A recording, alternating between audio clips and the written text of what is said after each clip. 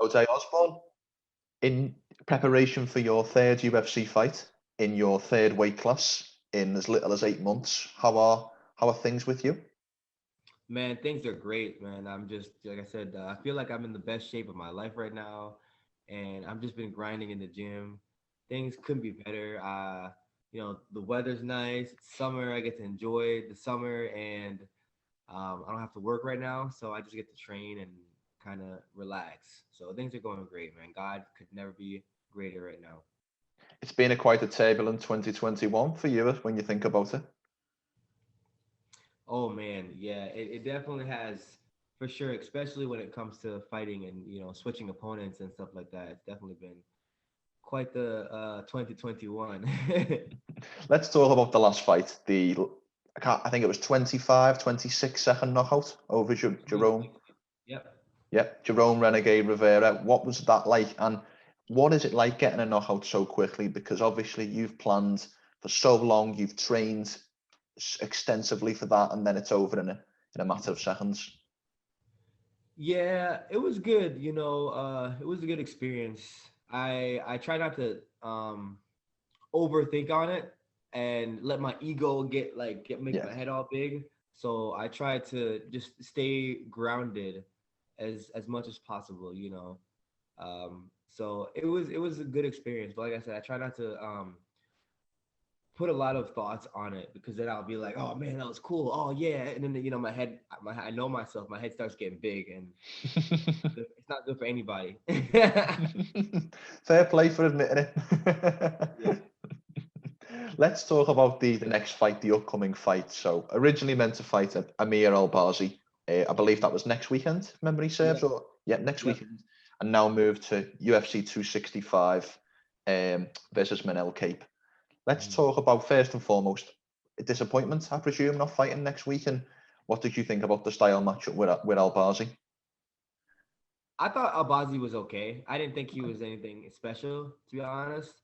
I think Minnow Cape is a way better fighter, to be honest. If you want my honest opinion, I think Okay. he's a way better fighter than Abazi. So it really, it's really pushed me to give it my all because I know whenever I'm going against somebody who, I didn't see too much that I should be, fearful of from Abazi. So I was kind of like, okay, I'm just normal training, but when you watch Manila Cape, now he really his style, he's kind of you don't really know what he's gonna do and stuff like that, and he's really fast.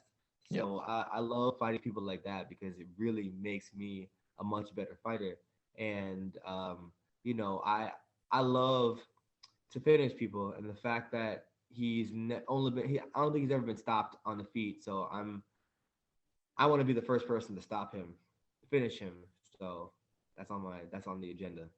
Is that something that you like, a particular challenge? Obviously, the victory is paramount, but something like that, a little extra. Yeah, I love that. I love that challenge, man. It's just like it makes me better, because when you're not working towards something that's challenging, you're not working as hard. When you're working towards something challenging, like Yeah. it's just like, man, let's go. You know what I mean? Like, I'm sorry, the true fighters say that. The ones who fight for the glory and stuff, they want all the easy opponents. Out of interest, what makes you say that? And do you have a?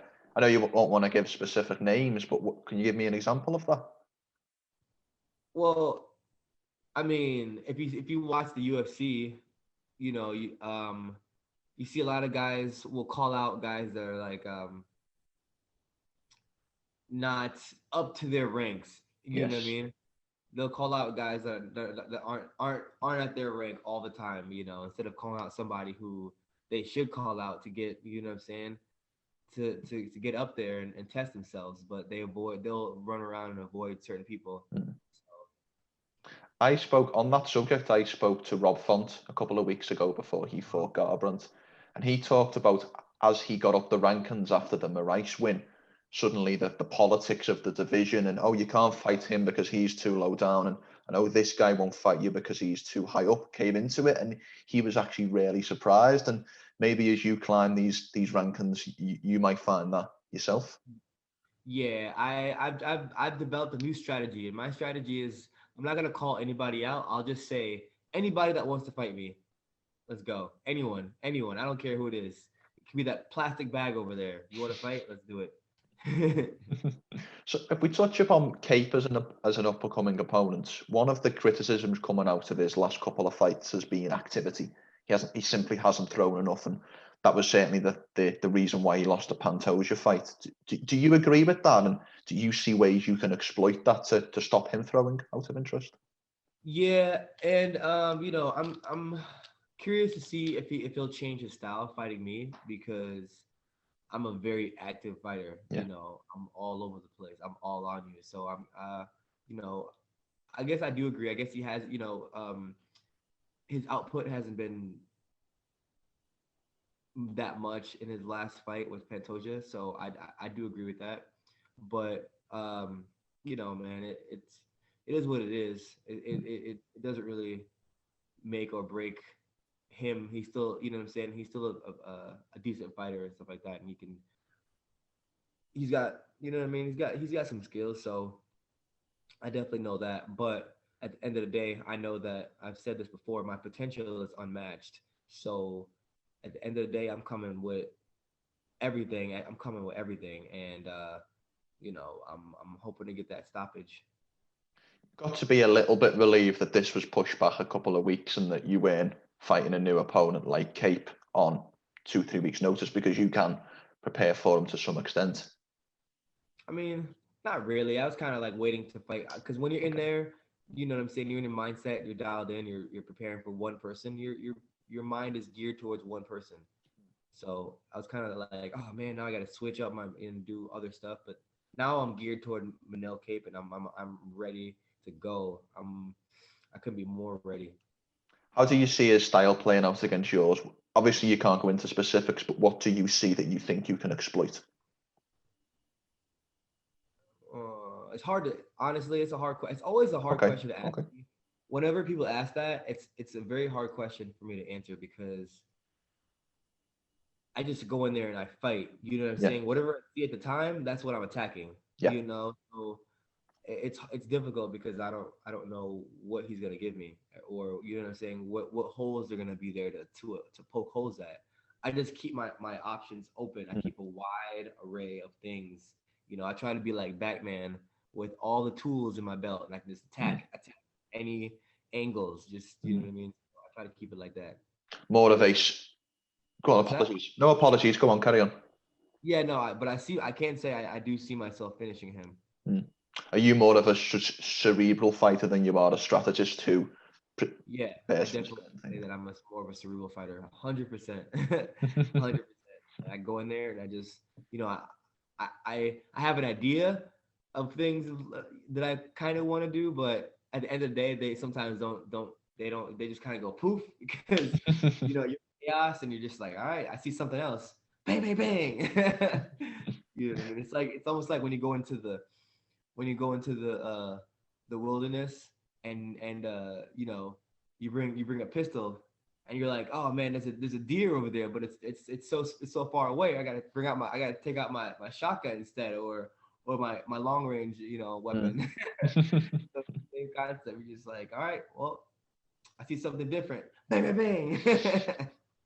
I suppose that's perhaps the trade-off between it being a fight and it being a sport. And some guys are so geared towards a tactic. That's what I need to do. I need to employ these set of strikes to win. And others are just, let's see what happens. No, in my head, when you do that and the opponent doesn't do what you want, then you get all Mm. fucked up. Yeah. Because say you're playing for a wrestler and you've been doing wrestling the whole entire time, then he comes out and just cracks you with it, Mm-hmm. and you didn't expect him to fucking crack you with a two-piece, and all of a sudden you get pieced up the whole fight with two-piece combos. You're like, oh, but I've been planning for wrestling. So I try to keep my ray open, Mm, of course. I've got to imagine as well, you were previously slated to fight on a fight night in the Apex. And now you're Mhm. fighting in Houston, Texas, in hopefully a sold out crowd, which has got to give you a little Yeah, bit extra buzz, extra anticipation. it's mad. Ludicrous, as the guy says. Boom. Yeah, man, Yeah. it's gonna be. gonna be awesome. I can't wait. Was it a strange feeling fighting without crowds? Nah, people always ask that, but if you're a fighter, you don't even like Yeah, crowd or no crowd. When you step in there, none of that make a difference. yeah. A lot of fighters who I've spoke to said the strangest part was walking to the octagon, but once you're in there, it's so kind Yeah. of primal and you're so dialed in that you barely even Mhm. recognize. And you can hear your coaches too. You can hear your coaches so much better. It's like crystal clear. You're like, oh, Not that you particularly needed your coaches last time out. yeah, no, yeah. Is there any disappointment because obviously the El Bazi fight was a ranked fighter. I believe when you signed to fight him, he was 14 in the world, and Mhm. obviously Kate doesn't have a ranking. Is there any disappointment there? That A little bit. But like I've said this before, God does things that we can't understand, but we trust His word, and so I'm trusting that. You know what I mean? Um, Everything goes well. Bump me up there after. You know what I'm saying? with the greatest of respect, flyweight isn't the most stacked division in the world. It's not like a lightweight where you're gonna have to fight killer after killer to even get to a 15. So it could be argued that you will have a faster rise than other divisions. Yeah, I'm hoping so. That's why I went to flyweight because you know what I mean. I want to get there faster. Out of interest, it's quite difficult to see on your record. How many fights have you had at flyweight? Zero. This is my first one. Have you had the test cut yet? Everybody asked me that. Like, no, I haven't. I haven't.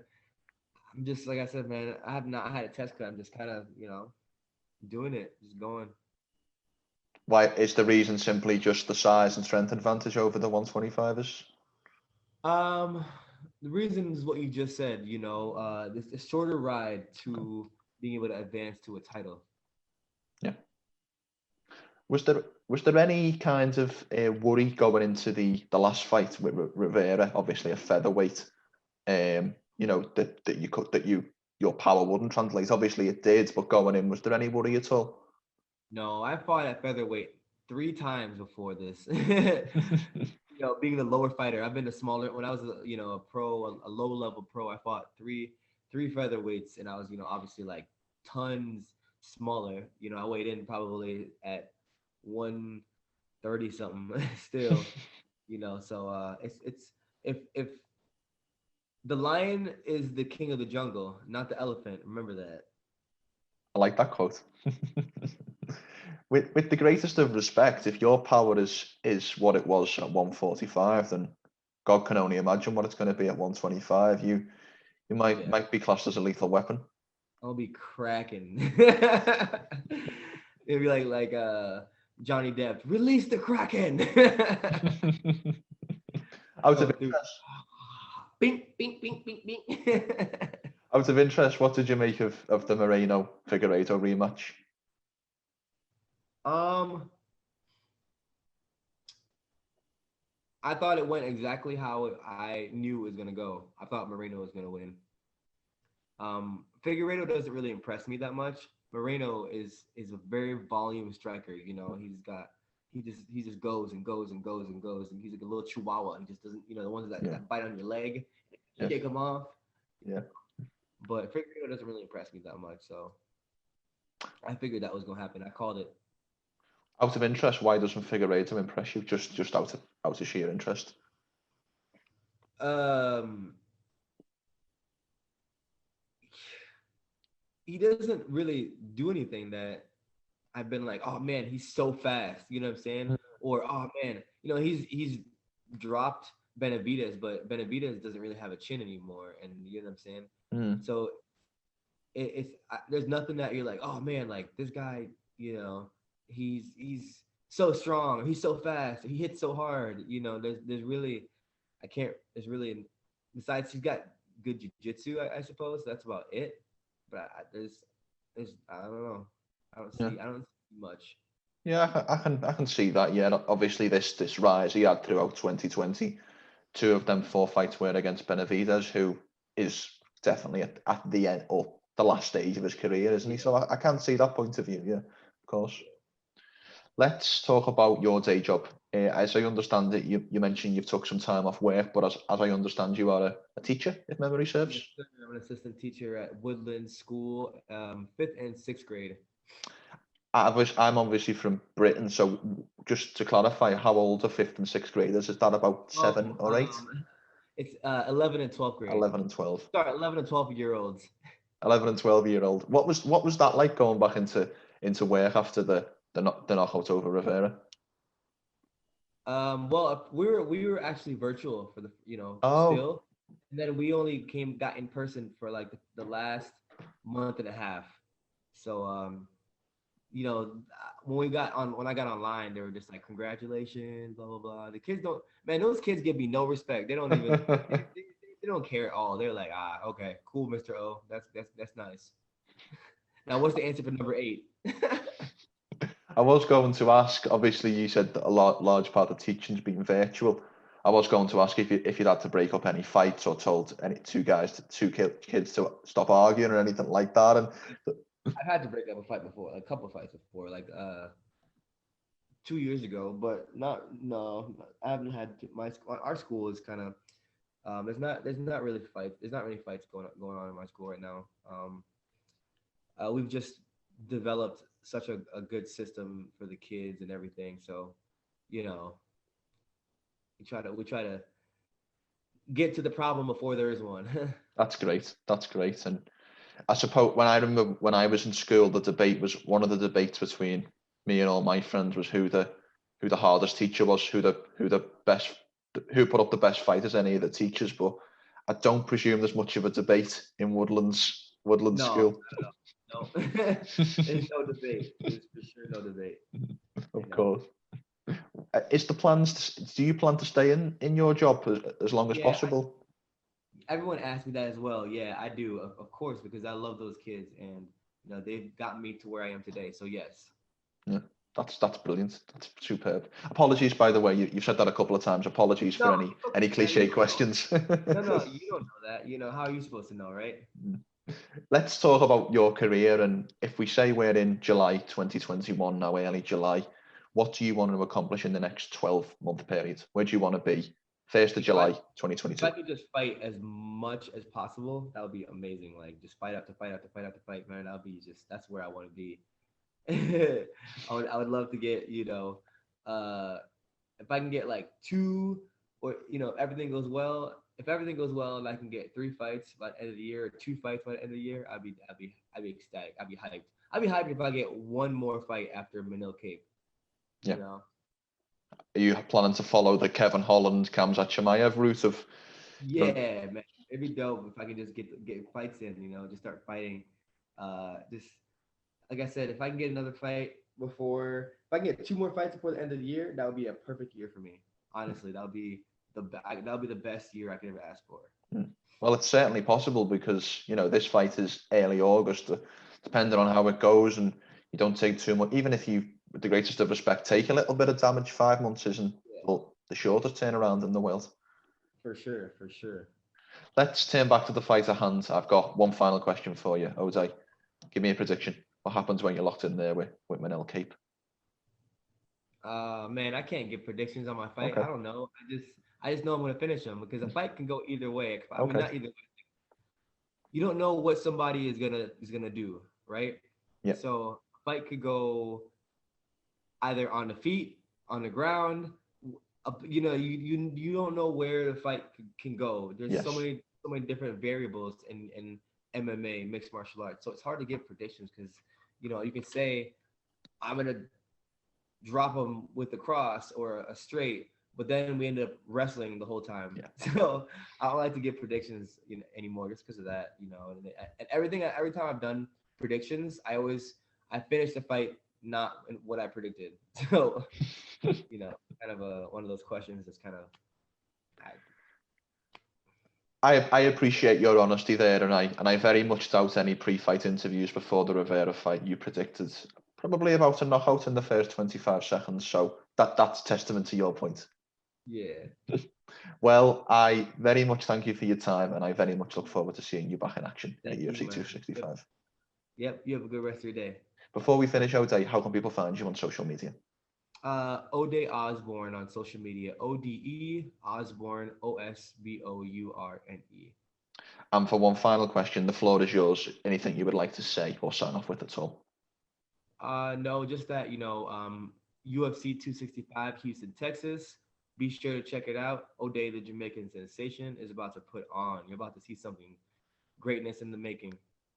Superb. Thanks for your time today, Ode. No problem. Thank you, man.